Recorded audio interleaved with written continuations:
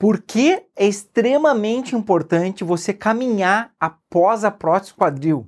No mesmo dia ou até no dia seguinte da prótese quadril. Olá, meu nome é Davi Guzmão, sou médico ortopedista focado na área do quadril e hoje eu vou responder uma pergunta que foi feita para mim de uma forma muito pertinente e eu acho que merece uma explicação à altura. Um paciente recente tinha operado a prótese quadril e eu disse para ele que era importante ele caminhar logo depois da cirurgia e ele me disse o seguinte: mas doutor Guzmão, quando a gente corta um dedo, não é importante manter aquele dedo parado e não movimentar ele para que ocorra a cicatrização de uma forma adequada?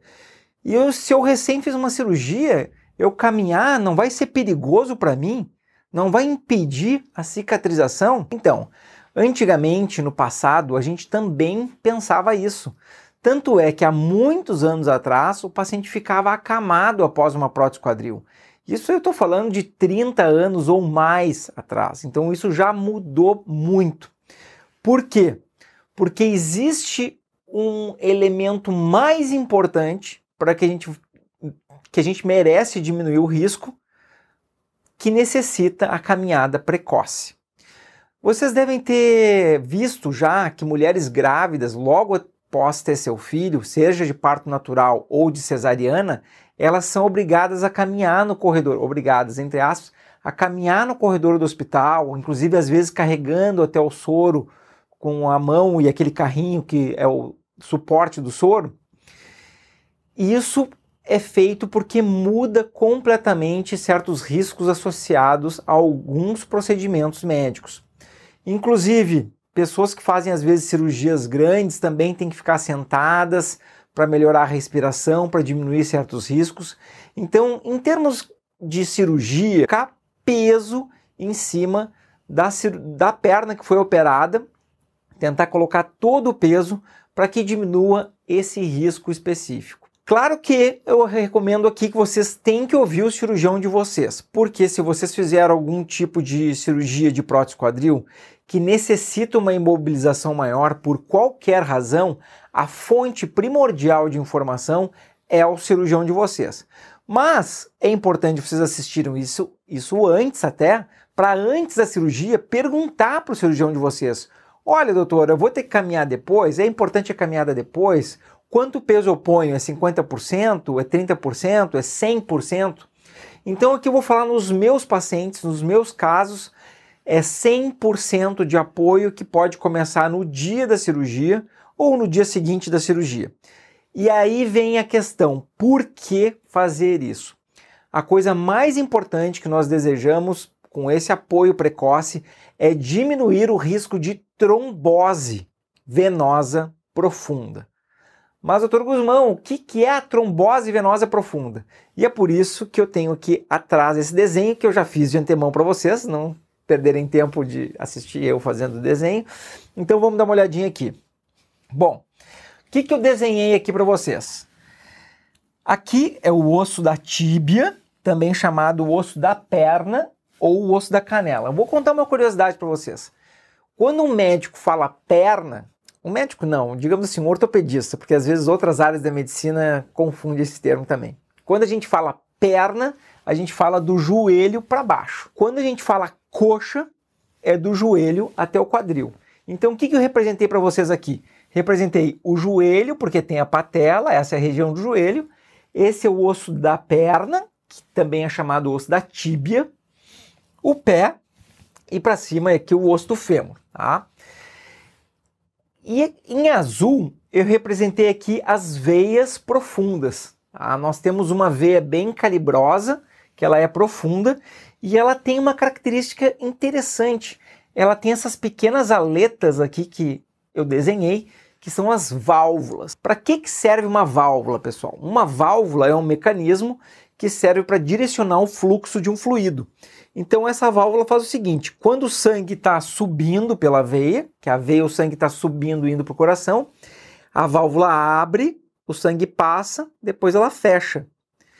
E ela fecha para o sangue não retornar, justamente porque esse sangue está indo contra a força da gravidade. Então ele precisa de mecanismos valvulares para impedir que esse sangue retorne e fique acumulado na parte mais distal, na parte mais de baixo da perna.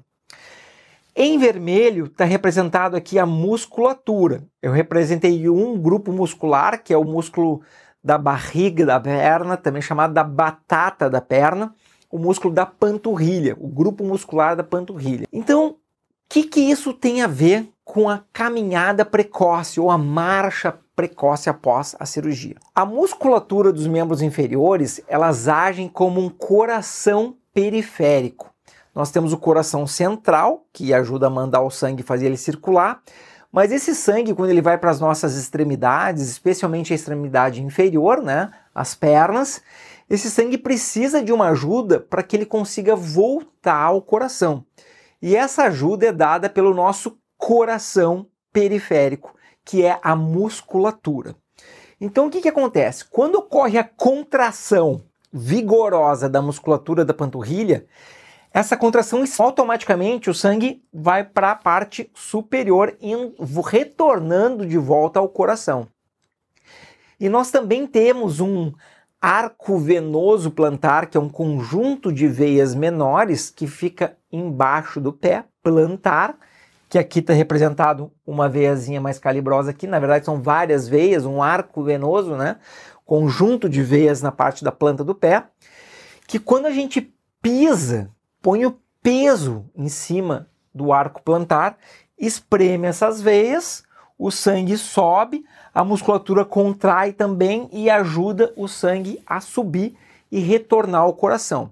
Claro que exercícios de dorsiflexão, aquele exercício com o pé de acelerar, por exemplo, e trazer o pé para cima, então é a flexão plantar e dorsiflexão de forma vigorosa, não é só botar o pé para baixo e puxar o pé para cima, é botar o pé para baixo, empurrando com toda a força que tem e puxar para cima com toda a força. Esse é o exercício correto, tá? Esse exercício também ajuda na circulação, mas o que mais ajuda é a marcha, é a gente caminhar. Então, quando a gente caminha após a cirurgia da prótese, espreme o arco venoso plantar, leva o sangue para essa veia mais calibrosa atrás da perna. Quando a musculatura, na hora de dar o passo, ela contrai também para equilibrar, para conseguir fazer o movimento da passada, espreme essa veia e leva de volta esse sangue ao coração. Doutor Guzmão, entendi. A musculatura, nosso coração periférico, espreme a veia, leva o sangue de volta ao coração. Mas como que isso impede a trombose? Pode desencadear a cascata da coagulação e fazer que ocorra a formação de algum coágulo nessa veia. E isso é a trombose venosa profunda, que é a trombose de uma veia profunda. Então, a maneira que tem da gente evitar a formação de trombose é não deixar o sangue parado muito tempo naquela região. Então, caminhar vai fazer com que o sangue circule e vai fazer com que não fique muito parado nessa região durante muito tempo. Extremamente importante isso. Tanto é que, se vocês forem fazer uma viagem longa de avião, se forem fazer uma viagem longa de ônibus, é muito importante, de tempo em tempo, levantar, dar uma caminhadinha no corredor, vai até o banheiro, ou se é uma viagem de carro, faz algumas paradas, caminha de um lado para o outro para prevenção de trombose. No hospital, existem alguns mecanismos que a gente pode auxiliar o corpo a prevenir a trombose enquanto o paciente não está caminhando, que são as botas de compressão venosa. São aparelhos que são uma botinha que coloca, que pega só o pé para fazer a compressão no arco venoso plantar, e também existem botas que pegam o pé e uma parte da panturrilha. E é uma bota pneumática, é como se fosse um balão em volta do pé, que é um balãozinho que espreme o pé, manda o sangue aqui para cima, outro balãozinho espreme a panturrilha e continua mandando o sangue para cima, que é um dispositivo que a gente usa no período que o paciente ainda está se recuperando da anestesia, às vezes durante o primeiro dia, para dar um auxílio nessa circulação, enquanto o paciente não está caminhando com... Ah, doutor Guzmão, mas tem umas medicações que elas servem para afinar o sangue, que é para prevenir a trombose. Correto, é a profilaxia química da trombose. Bom, pessoal, quando a gente fala em química, a gente começa a entrar em um outro ponto, que existe sempre o risco-benefício. A profilaxia química, ela agrega o risco do sangue ficar fino demais e ter alguns eventos relacionados a sangramento, que são complicações. Então, se formos comparar a profilaxia química apenas ou a mecânica apenas, a mecânica, inclusive, é superior. Então, nenhuma profilaxia química supera ou ultrapassa a profilaxia mecânica, que é caminhar. Claro que a gente vai usar os dois tipos de profilaxia em conjunto para diminuir ao máximo o risco da trombose. Mas a gente sabe que essa aqui ela é extremamente importante e tem um risco menor do que a profilaxia química. Quando o paciente está se sentindo inseguro de caminhar, ele vai caminhar usando um andador, ou usando um par de muletas, ou usando uma muleta. E as primeiras vezes que o paciente for sair do leito, ele vai sair acompanhado de um fisioterapeuta. Para dessa forma, ele não ter risco de queda, não ter risco de tropeçar e cair, que seria um risco da marcha precoce, risco de queda. Então a gente procura evitar o risco de queda ao máximo. No meu caso, assim, nunca aconteceu do paciente cair acompanhado com o fisioterapeuta. Claro que a gente tem algumas recomendações. Então, primeiro o paciente fica sentado durante um tempo, porque pode ter um pouco de hipotensão postural logo após a... É muito importante na prevenção da trombose.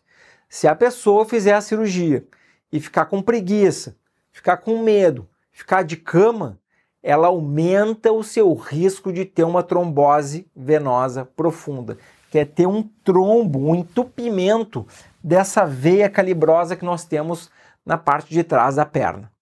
Certo, pessoal?